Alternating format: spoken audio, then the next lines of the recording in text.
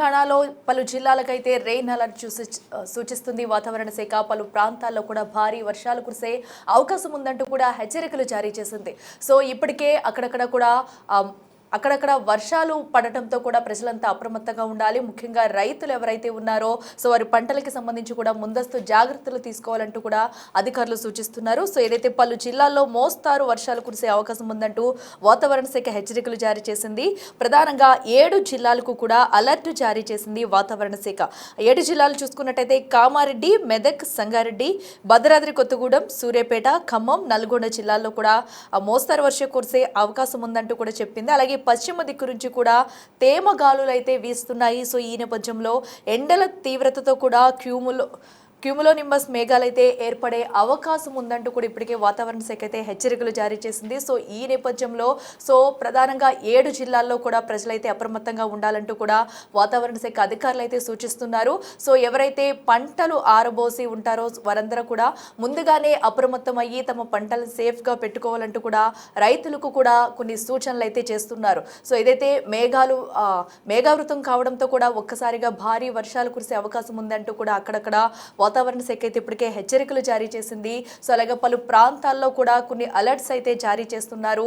So ఎక్కడికక్కడ ఒక్కసారిగా కూడా ఇటు తెలంగాణ వ్యాప్తంగా వాతావరణంలో మార్పులు చోటు చేసుకుంటున్నాయి. సో ఇప్పటి వరకు ఎండతో ఉక్కిరిబిక్కిరవుతున్న ప్రజలకైతే పలు ప్రాంతాల్లో వర్షాలు పడటం కాస్త ఉపశమనం అనిపించినప్పటికీ కూడా రైతులకైతే కొన్ని ప్రాంతాల్లో భారీ వర్షాలతో చేతికొచ్చిన పంట కూడా మునిగిపోయే పరిస్థితి ఉండడంతో కూడా అలర్ట్ జారీ చేస్తున్నారు అధికారులు. పలు జిల్లాల్లో కూడా మోస్తారు వర్షాలు పడే అవకాశం ఉందంటూ ముందస్తు జాగ్రత్తలు తీసుకోవాలంటూ కూడా ముందు నుంచి అప్రమత్తం చేస్తూ వస్తున్నారు వాతావరణ శాఖ అధికారులు. అయితే ఈ వర్షాలు ఎప్పటి నుంచి ఎప్పటి వరకు దీని ప్రభావం కొనసాగే అవకాశం ఉంది, ఇంకా ఏ జిల్లాల్లో ఈ వర్ష ప్రభావం ఎక్కువగా ఉండబోతుంది, సో ఎన్ని రోజుల వరకు కూడా ఈ వర్షాలు కంటిన్యూ అవుతుంది అనేది కూడా మా ప్రతినిధి అంచుమ అందిస్తారు.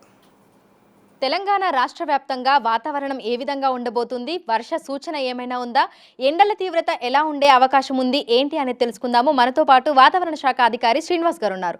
ఒకసారి ఆయనతో మాట్లాడదాము. నమస్తే సార్. సార్, చూస్తున్నాము నిన్న మొన్న మనకి కొన్ని చోట్ల తేలికపాటి జల్లులు, కొన్ని చోట్ల మోస్తారు వర్షం కూడా కురిసింది. అయితే రానున్న రోజుల్లో పరిస్థితి ఏ విధంగా ఉండే అవకాశం ఉంది అంటారు? మనకి లాస్ట్ వీక్లో ఈ టెంపరేచర్లు అనేవి కొంచెం ఎక్కువగానే పెరగడం జరిగింది. దానివల్ల మనకి లాస్ట్ వీక్ టెంపరేచర్లు చూసినట్టయితే 33 నుంచి 36 డిగ్రీల వరకు కూడా చాలా ప్రాంతాల్లో పెరిగాయి. దానికి తోడు మనకి ఈ నైరుతి బంగాళాఖాతంలో ఒక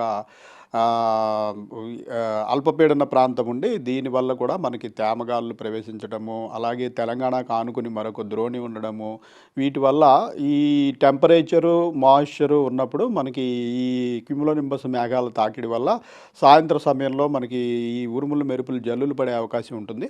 ఆ రకంగా మనకి 3 రోజుల క్రితం ఒక సుమారు 22 జిల్లాల్లో మనకి సాయంత్రం వేళలో ఈ ఉరుములు మెరుపులు జల్లులు పడి మోడరేట్ రైనే, భారీ వర్షం ఎక్కడా లేకపోయినా 5 నుంచి 6 సెంటీమీటర్ల వరకు కొన్ని చోట్ల, 3 నుంచి 4 సెంటీమీటర్ల వరకు కొన్ని చోట్ల రెయిన్స్ పడినాయి. తదుపరి మనకి ఏమైందంటే ఈ రెయిన్స్ తర్వాత మళ్ళీ టెంపరేచర్లు ఒక 2-3 డిగ్రీలు తగ్గి ప్రస్తుతం 30 నుంచి 34 డిగ్రీల వరకు టెంపరేచర్స్ ఉన్నాయి. అలాగే బంగాళాఖాతంలోని అల్పపీడనం కూడా మనకి వీకెన్ అయింది. కానీ మనకి ఇప్పుడు తెలంగాణకి పశ్చిమ దిక్కులో ఇటు north interior Karnataka, south interior Karnataka ప్రాంతంలో, ఈ ప్రాంతంలో తెలంగాణకు ఆనుకుని మరత్వాడ మీదుగా ఒక ద్రోణి ఉంది. ఈ ద్రోణి వల్ల మనకి కొంత మళ్ళీ తేమగాలులు అనేవి ఇటు పశ్చిమ దిక్కు నుంచి కూడా ప్రవేశించే అవకాశం ఉంది.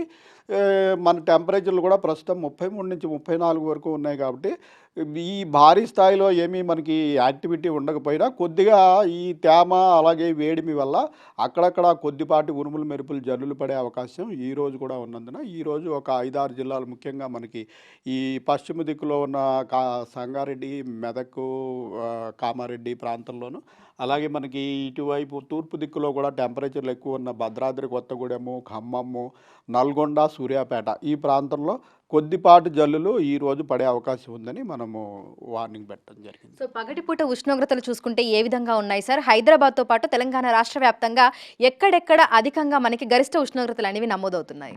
మనకి ఇప్పుడు పగటిపూట ఉష్ణోగ్రతలు ప్రస్తుతం 31 డిగ్రీల నుంచి 34 డిగ్రీల మధ్యన ఉన్నాయి. మన సిటీ ప్రాంతంలో చూసుకున్నట్టయితే సిటీ సెంట్రల్ అబ్జర్వేటరీలో 32-33 డిగ్రీల వరకు టెంపరేచర్ ఉంది. అలాగే శివారు ప్రాంతాల్లో 1-2 డిగ్రీలు తక్కువగా అరౌండ్ 30 to 31 వరకు వరకు శివారు ప్రాంతాల్లో ఉన్నాయి. మనకి ఎక్కువ టెంపరేచర్లు అనేవి ఇటు ఉత్తర తెలంగాణ ప్రాంతంలోనూ, అలాగే తూర్పు తెలంగాణ ప్రాంతంలో భద్రాద్రి కొత్తగూడెము, ఖమ్మము, ఆదిలాబాదు, కుమరం భీము ఈ ప్రాంతాల్లో ఉంటాయి. ప్రస్తుతం అదే ట్రెండ్ మనకి నడుస్తుందండి. సార్, అయితే ఈ ఎల్నినో లానినో వీటి ప్రభావం అనేది మనకి ఎప్పుడు తెలుస్తుంది, ఏ విధంగా ఉండబోతుంది అని అంచనా వేయొచ్చు అంటారు? మనకి ఈ సీజనల్ ఫోర్కాస్ట్ రాబోయే 3 నెలలకి వేసవికాలం ఎలా ఉంటుందన్నది మనకి ఈ ఢిల్లీలో కేంద్ర కార్యాలయంలో అనాలిసిస్ కంప్లీట్ చేసి మనకి డీజీ మెటీరియాలజీ ఈ నెల 28వ తారీఖున మొత్తం భారతదేశంలో ఈ వేసవికాలం ఎలా ఉండబోతోంది అన్నది రిలీజ్ చేస్తారు.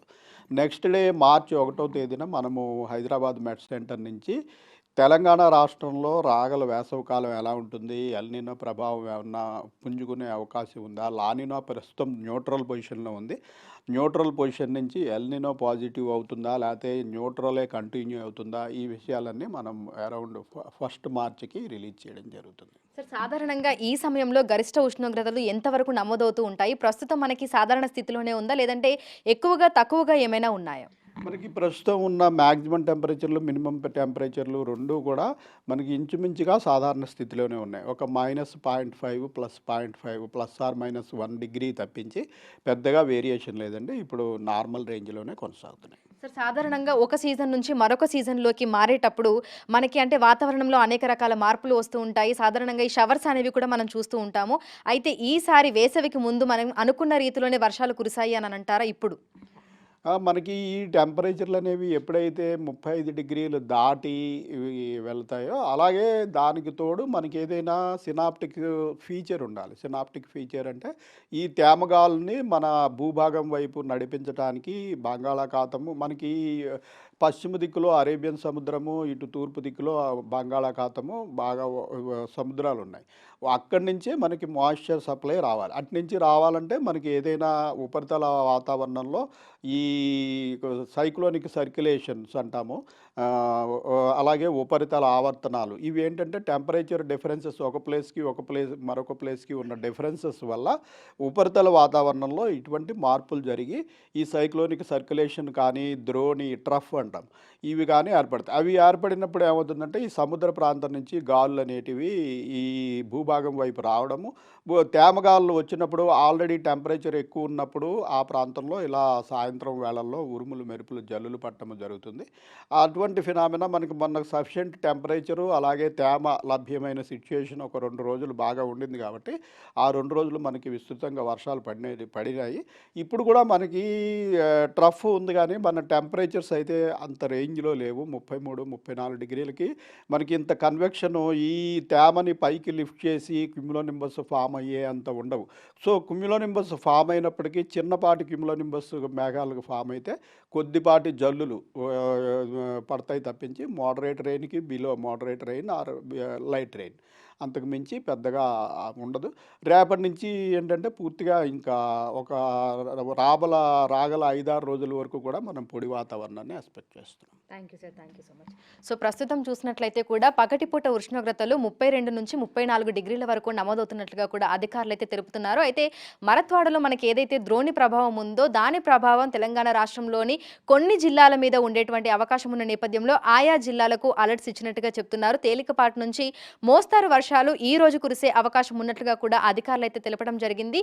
ఇక రేపటి నుంచి 4 రోజుల పాటు పొడి వాతావరణమే కంటిన్యూ అవుతుందని, ప్రస్తుతం ఏవైతే గరిష్ట ఉష్ణోగ్రతలు నమోదవుతున్నాయో అవే కంటిన్యూ అయ్యే అవకాశాలు ఉన్నట్లుగా కూడా తెలుపుతున్నారు. ఇక మార్చి 1వ తేదీన మనకి సమ్మర్ ఏ విధంగా ఉండబోతుంది, గత ఏడాదితో కంపేర్ చేస్తే ఈసారి ఎండల తీవ్రత అధికంగా ఉంటుందా లేదా లాస్ట్ ఇయర్ లాగానే ఉంటుందా ఏంటి అనేది కూడా పూర్తిగా వివరాలు తెలుస్తాయని కూడా అధికారులు అయితే చెప్తున్నారు. వీడియో జర్నలిస్ట్ హరీష్తో అంజుమా, బిగ్ టీవీ, హైదరాబాద్.